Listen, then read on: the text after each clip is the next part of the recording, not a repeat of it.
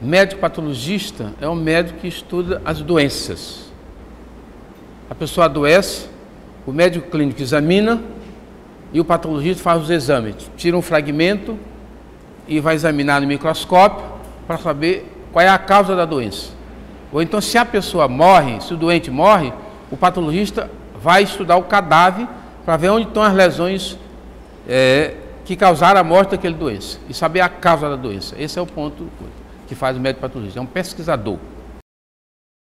Como eu cheguei a ser médico numa sociedade excludente, construída na violência, no racismo e no preconceito. Então é uma construção histórica. Meu nome é Luiz Alves Ferreira, eu nasci na comunidade negra quilombola rural, Saco das Almas, no município de Brejo, estado do Maranhão, no Baixo Parnaíba maranhense. Na minha comunidade havia coesão e solidariedade. As mulheres eram importantíssimas, por exemplo, a minha avó, a minha mãe, as mulheres, havia fundamental na construção, na formação dos jovens, na construção da comunidade rural quilombola há 60 anos atrás. Eu sou filho de negro, meu pai, e minha mãe era neta de índio, meu avô acho que era do Ceará, não sei se era cigano e não sei se era caboclo, foi para a Amazônia, eu não conheci. A minha avó era parteira. Quando a minha mãe foi parir de mim, a minha avó chamou a comadre dela e a comadre fez o parto, ela ficou assistindo. Eu sou a primeira pessoa formada, a primeira geração formada na Universidade do Quilombo Saco das Almas, no município de Brejo, de Medicina. Você veja que naquela época as populações eram excluídas. Não tinha escola, dizia assim na cidade, não coloca escola para aqueles negros, que aqueles negros são tudo preguiçosos. A igreja, por exemplo, teve influência profunda na região. Para chegar onde eu cheguei, eles iam rezar, fazer briga, e o padre comia na comunidade, tinha toda a importância, tudo, e o padre tem uma visão. E eu fui para a cidade da casa de uma tia minha e fui estudar no melhor colégio da cidade, que era o colégio da Educandade Pedro, e só estudava gente rica.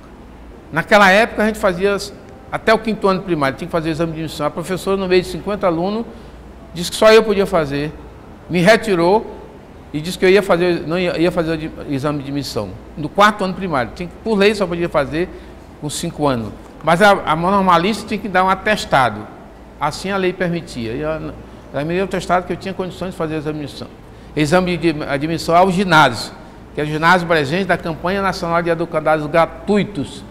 O Estado brasileiro e o Estado maranhense não tinha escola pública no Maranhão. Naquela época, o único colégio público que tinha no Maranhão era o Colégio do Estado do Maranhão.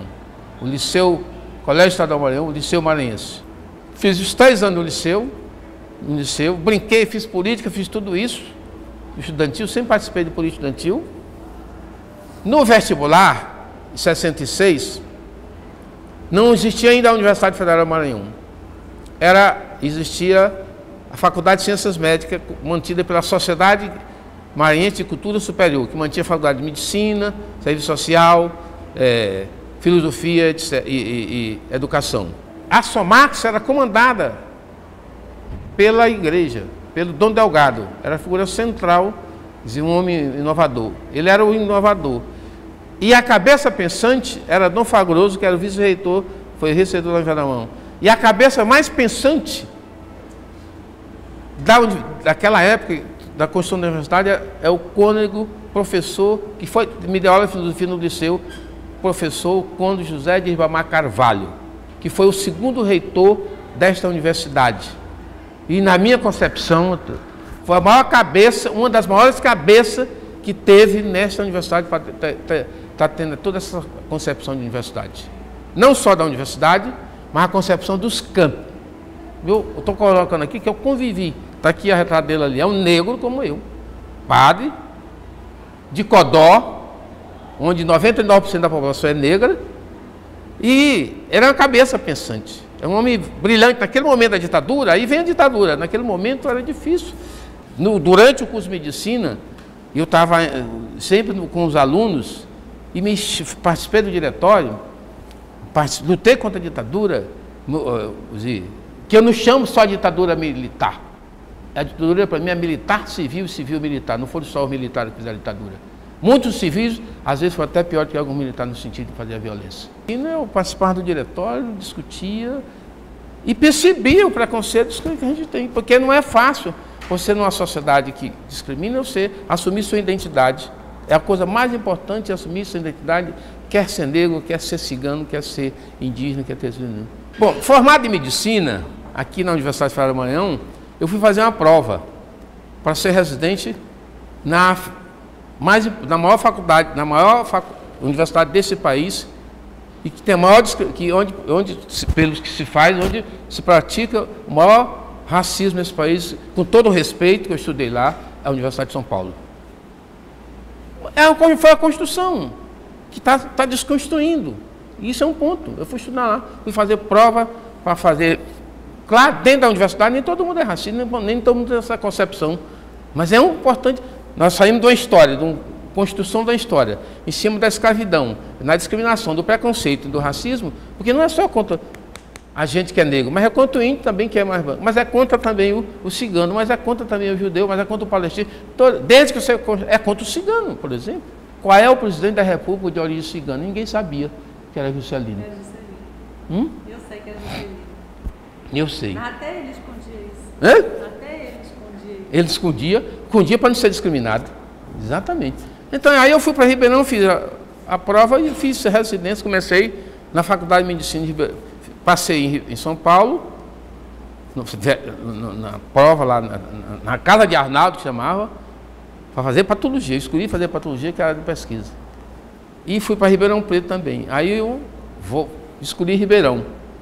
Escolhi Ribeirão por quê? A cidade era menor, em 1972 a cidade era menor, e a gente podia manter o diálogo maior com o pessoal. Mas também tem a influência de um grande cientista brasileiro, maranhense e brasileiro, que trabalhava na Faculdade de Medicina na Universidade de São Paulo, o professor Luiz Rachid Trabuzzi.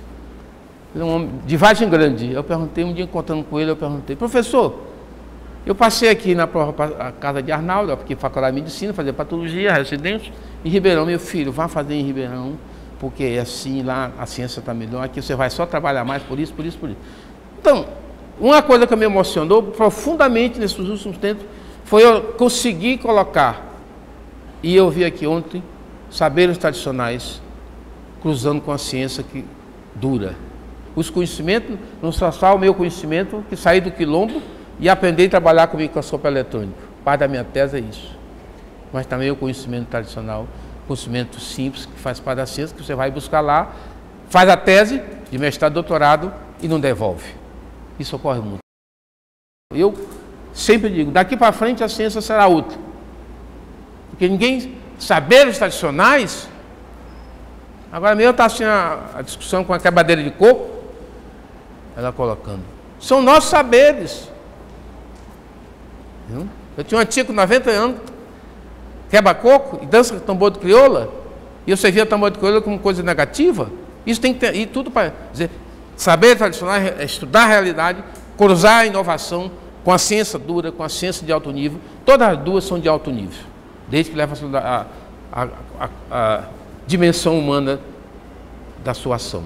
Essa é para mim.